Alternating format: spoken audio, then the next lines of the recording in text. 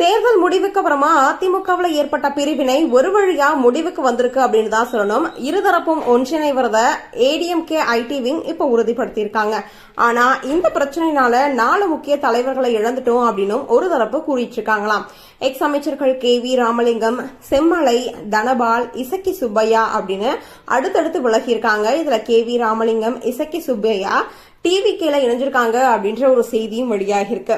ஏடிஎம்கேல இருந்து விலகின நிறைய பேர் வந்துட்டு இப்போ தமிழக வெற்றி கழகத்துல இணைஞ்சது மிகப்பெரிய ஒன்னாவே பார்க்கப்பட்டு இருக்கு. அதுலயும் இப்போ எல்லாருமே நாங்க தமிழக வெற்றி கழகத்துலதான் இருப்போம், அவங்கதான் கரெக்டா செய்யறாங்க, அம்மாவோட வழிகாட்டுதல் படிதான் இவங்களும் நடக்கிறாங்க, அதனால நாங்க இங்கதான் போவோம் அப்படின்ற மாதிரி நிறைய பேரும் பேசிட்டு இருக்காங்க.